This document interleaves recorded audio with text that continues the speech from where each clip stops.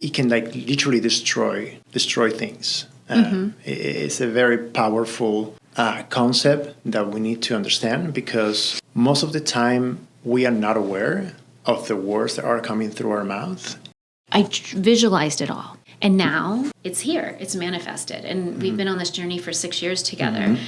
Probably what stunted our relationship growth at the beginning was one thing that I did that you always called me out on. And it was that I went and talked to all my friends about our struggle. Okay, so I would share with them, this is what's going on, and he did this, and he did that. And I was bringing other people into our relationship dynamic, and you would say to me, that's not okay. Like, you shouldn't do that. Welcome to Enlighten Up with Christy, the podcast where you learn to choose yourself, rewrite your story, and create love, success, and purpose from the inside out. I'm your host, Christy, and here we go, beyond surface level change into real transformation.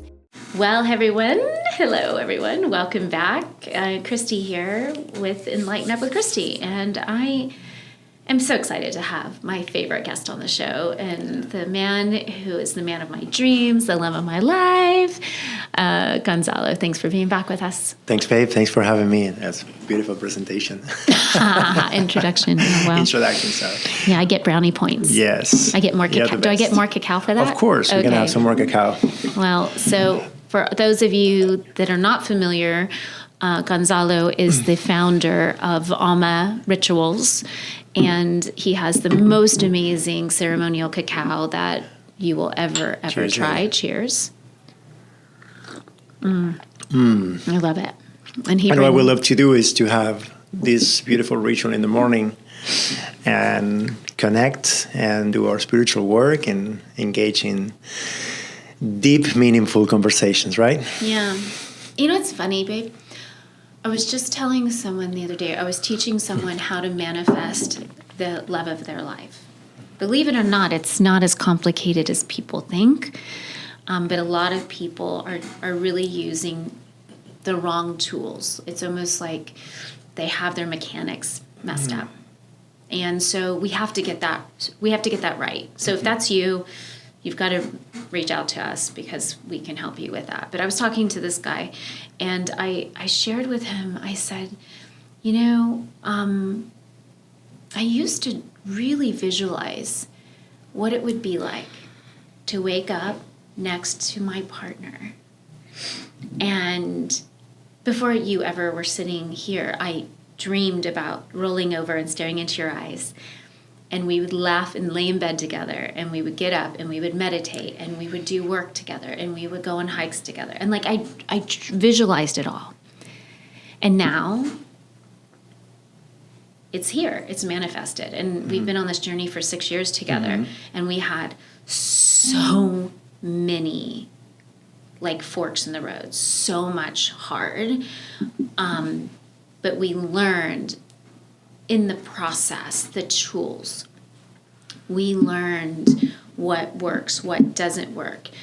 And so today we're going to talk about negative speech, because we really had to be mindful of that. And there's spiritual reasons why, right? So you want to start off by sharing what negative speech is. Oh, yeah. And how it impacts our relationships. Well, probably people can really understand what negative speech is. Well, it can be many things, right? Many things, right? But, negative speech, we are using from mostly a friend of us. His name is David. He's one of our our mentor in Kabbalah. And he talks a lot about this concept, about negative speech. And I just attended a seminar. We attended a seminar of him 2 days ago in Beverly Hills. 2-day seminar, by the way. That's really, really, really good. Almost like 200 people show up, or even more. And it was about manifesting love and abundance. And he talked about negative speech and how negative speech can it can literally destroy things. It's a very powerful concept that we need to understand, because most of the time we are not aware of the words that are coming through our mouth, and those words have a vibration, and if we don't take care of that, the vibration that we are propagating, it can be a positive, it can be negative. Right. So we never know the ripple effect of that, right? So negative speech is when we are not talking from a place of wholeness, and it's coming from a lack. And how is that? For example, even if it's just a little thing, like I have an experience with a vendor or someone that I have a commercial relationship, and things didn't work well for us, right? And when someone else, right, asked me for that person, if it's a good person to do business with, what I can say is, you know what, the majority of people say, you know what, that I had a horrible experience, I will never go there. Or, you try to be careful, that guy is going to rip you off or whatever. But those things we are propagating negative energy through the, we propagate an energy into the field, negative energy. So the right way to say things and not talk in negative speech is when this situation happened, we can say,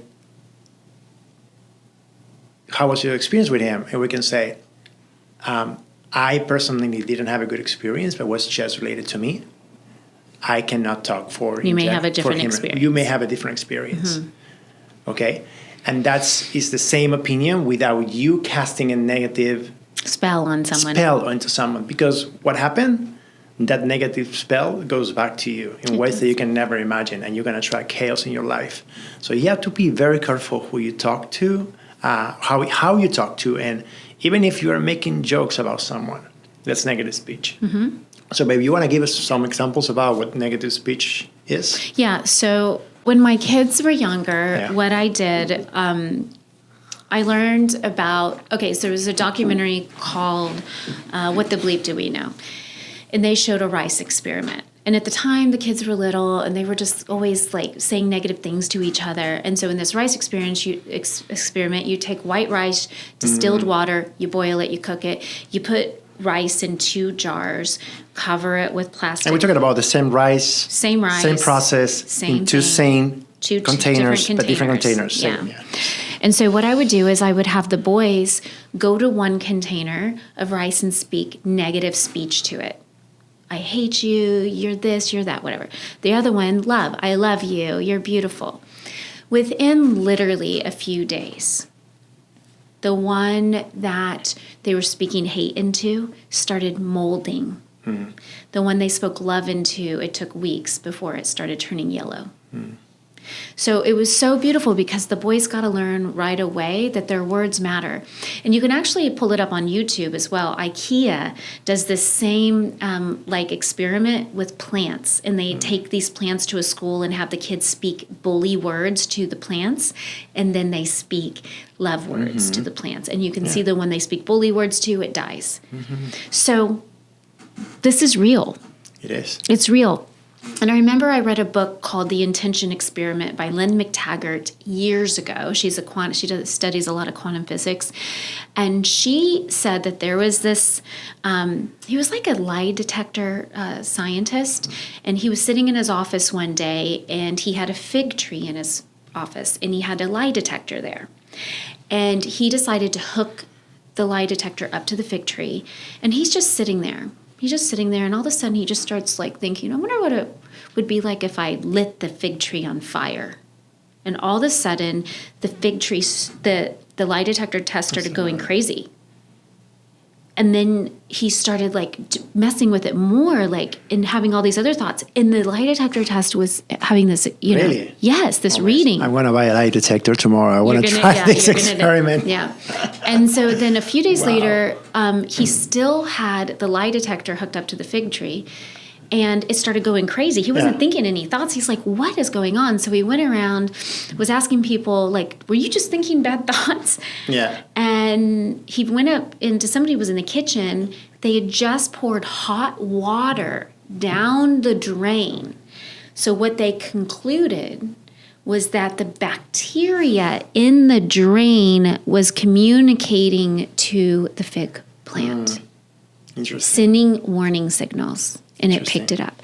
So that blew me away at that point, and I realized all of my thoughts, all of my words matter, right? So good old Louise Hay used to teach affirmations, and so I would listen to those every morning. You know, she's no longer around, but I think affirmations are really underrated and underutilized, and something that we all should really consider heavily doing every morning, because the opponent wants to get in first thing in the morning. And words propagate. We don't know when we say something where that effect ends. If you ever hear what the butterfly effect is. The butterfly effect, yeah. You know, we have to be very conscious about when we say each word that it can create an effect that it is beyond our imagination. And sometimes when we talk about someone, and I'm talking about, like, of course, words like of hate or stuff like that, but we just like even little levels of talking with wholeness or integrity about someone else. Yeah. Not only you're causing a harm to that person that it will take many years to heal, but also you're digging yourself a deep hole. Yeah. And believe me, I mean, why we don't want to be that? We don't want to attract chaos in our life that way. So one of the things that we try to call into each other's, right, babe, is like calling ourselves out when we hear us speaking negative speech. Yeah, and I also think that probably what stunted our relationship growth at the beginning was one thing that I did that you always called me out on.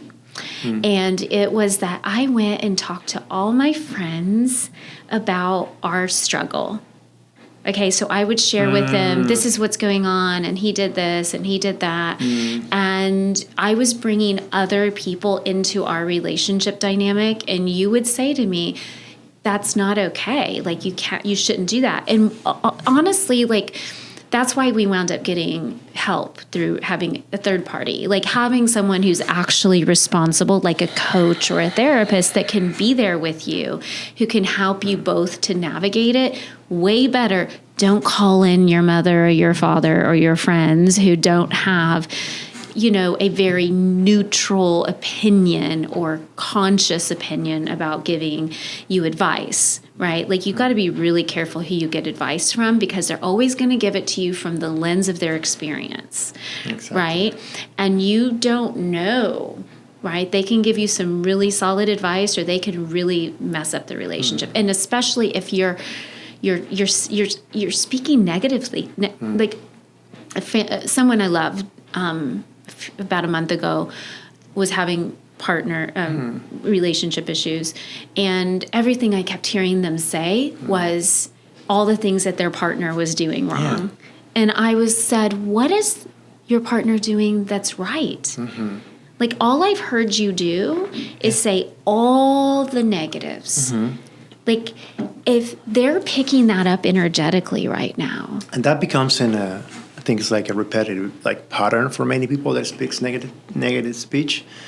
And I see them all as like people like it's really, really negative. Like, it's like everything is a complaint, everything is bad, everything is like very negative, and words of hate, and even making fun of people at their own expense. Right? So how do you protect yourself against negative speech? Right?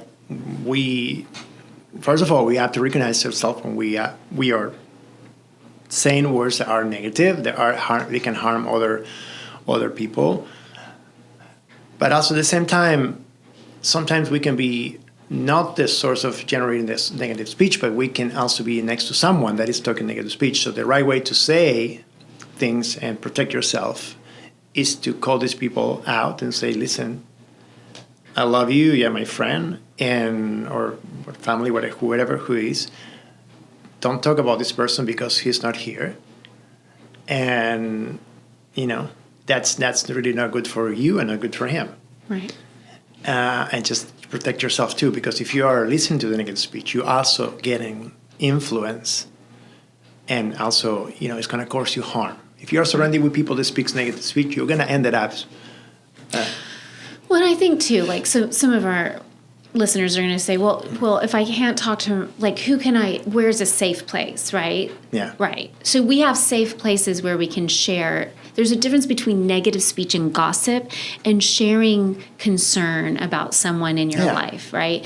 So I think you just have to ask yourself, like, what is my intention behind this? Is it to gossip and to create drama and whatever?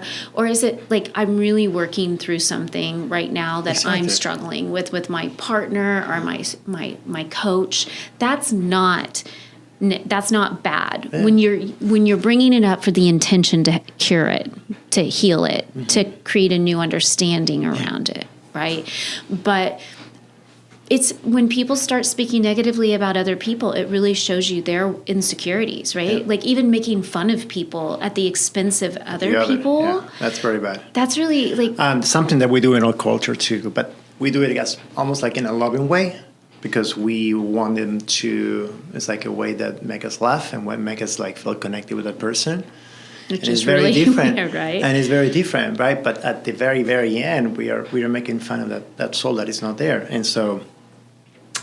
Yeah, that's something that we have to be really aware. And be careful of.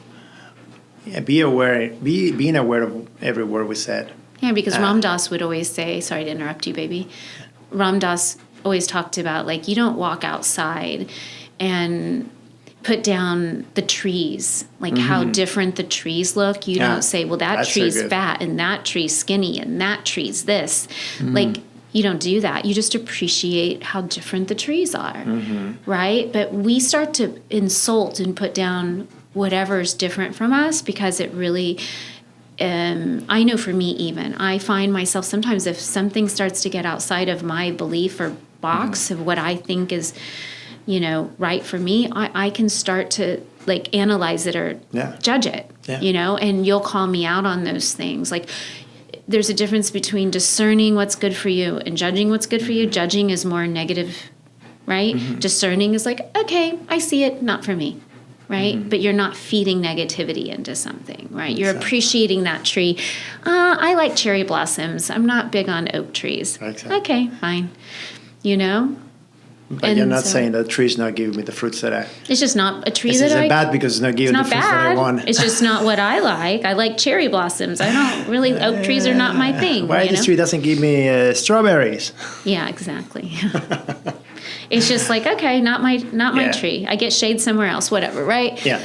And that, I think, is you just learn to appreciate all the trees. Exactly. And you have always been incredibly gifted in that. Like, one thing that you've taught me deeply, like from a young age, I had to discern, I had to judge my environments because it meant my safety. So I became an incredible judge and jury, like not even by my consciously, but I had to judge if my mom and my sisters and I were safe from day to day to day. I had to judge if I was going to have food on the table. I had to judge everything, right? So that became a skill that I developed. And yes, it helped me to make really amazing, fabulous decisions for my life, but it also hindered some of my growth. So if you are a judge and jury, like I was, I really have to encourage you to really just... stop being so hard on yourself, number one, because usually if we judge and jury, it's because we're already judging ourselves pretty heavily. And just know that discerning is good. Yeah. Judging is not good. And so discerning, and also there's so many layers of negative speech that we've learned in Kabbalah. Yeah. And it can really be the slightest thing. Right, it's not just words, thoughts, actions. But you said, well, we have to be mindful. And it's okay. Sometimes we're going to judge little things, but it's about discernment of saying, okay, this is what I want from my life, or not, or rather than coming from a place of judging something because I have a fear that this will do something negative or harm my life. Because at the end, everything that we are looking at is like if we get trapped in our ego, thinking that we are so different from each other. But what really is going on is that the person is just mirroring a part of us that we don't love. It's a part of us that we don't love. And the moment that you love and accept yourself, you just see that person that is judging you or doing something, that is not good for you. That is really it's just really what it is. It's another tree not giving the right fruits. And it's a tree at the end. Yeah. And it's an energy, it's a soul. I think it's great to have this, I think it's really important to have discernment, like what we like, what we don't like. And I'm also very mindful that, I have a certain amount of time in this life to do what I want to do. A certain amount of people I want to do it with, and that's okay too, right? We don't have to be everybody's friend, right? And I learned that early on, when I was coaching thousands of people, I couldn't possibly be everything to everybody. And so I think we have to be able to also say, you know what? Okay, I don't have to be the mean person, but I also don't have to foster this relationship that isn't really serving me, right? And that's one thing that I have to stay true to in my journey of just being true to myself and my needs. And also, I heard this today, and we're going to end after, in just a couple of minutes. Is it taking energy from you? If something takes energy from you, probably not good for you, right? But if you feel like you're a better person after leaving someone, you feel energized and fueled to go do better, that's great. That's right for you, right? Absolutely. And it doesn't mean your partner, because your partner is meant to be your... Absolutely. Well, the only exception is when two negative people get together. They probably feel right. That's feel actually better. true, babe. Feel better after. Yeah. But you know what? Even if I see it, I sometimes can feel like it's just feeding the ego. It's just feeding something that it's not real. And even I saw with two negative people, even it seems like they're having a great conversation. At the end of the conversation, someone gets exhausted. Right. And someone gets triggered. Someone gets triggered or someone gets exhausted. And I watch these very close because my family dynamics, they're beautiful souls, but you have some members of the family that they're very... passionate. love to talk about a lot of negative speech. And I'm not going to say who is, but I observe these dynamics, family dynamics, and I see even when they start a good conversation, they ended up talking about negative about something or someone, how at the end it gets very exhausting for both of them. Yeah. Or at least for one of them, if it's not a fight in the middle, I made discussion. So, but that's also the way people connect, and the way they feel love is through chaos or through controversy, right? So that's how are we connecting? Are we connecting and getting attention through negativity? Or are we connecting through positivity? There's two distinct differences, and some we just create a pattern, right? I remember I think it was my oldest. He would always try to get sometimes negative attention when he wasn't. If I didn't fill his space with attention that he wanted every day, he would act out to get my attention. Yeah, and that's how he got his attention. So we want to go to a place and generally love everyone. Mm-hmm. We've got to love feel ourselves. them, connect with them, without overgiving, without saying it. Maintaining our center, and just always wanting them to win in every situation they are. Yeah, you want to lead them. You want to lift them up. After you talk to them, they want to lift them elevated. That's a powerful medicine. way to manifest medicine for your heart. Well, And what if we do that for ourselves first? Right? And that will bleed into the areas of our life. Because I know that I don't do that enough for myself. I know you don't do that enough for yourself. You're great at doing it for other people. Like, we sometimes are really good at doing that for other people, but we don't do it as well for ourselves. Like, I've been more lately giving myself pep talks, you know? And I think those pep talks matter. Yeah. They really Well, matter. sometimes we it doesn't work that we pat ourselves right in the back. It doesn't. We need someone always to do that for us. That's a coach, a mentor, but also spiritual practices will do that. Music will do that. Listening to music and dance and moving is, everything that makes you connect with love and feel your authentic self. It will lift that positive feeling and lifted energy. I love it. Yeah. Well, this was a great conversation. I'm so glad you came up with the idea to navigate this topic, because I know we had negative speech with each other a couple of times, and actually once this last week when we both got triggered. And it doesn't mean you're going to be perfect, right? Like, even though we teach the stuff, sometimes we fall from grace. But we correct much faster, and we make sure that we make the peace. So we're not encouraging everyone to be perfect, because that's never going to happen. Okay. But, it does get better, and eventually, Will get better. It'll dissolve itself once you really do the work and master your words. Absolutely. All right. Amen. All right.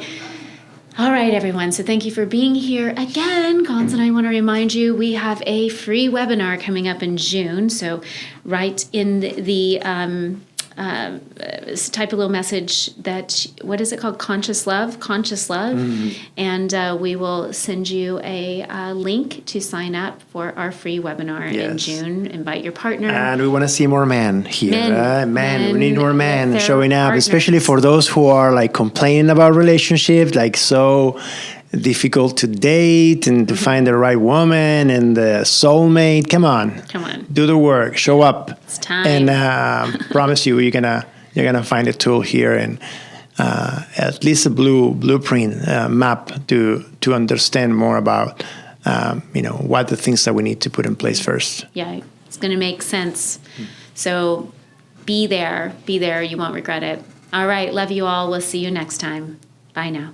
If this episode spoke to you, share it with someone who needs it, and don't forget to subscribe so we can continue rewriting your story with us. Until next time, choose yourself.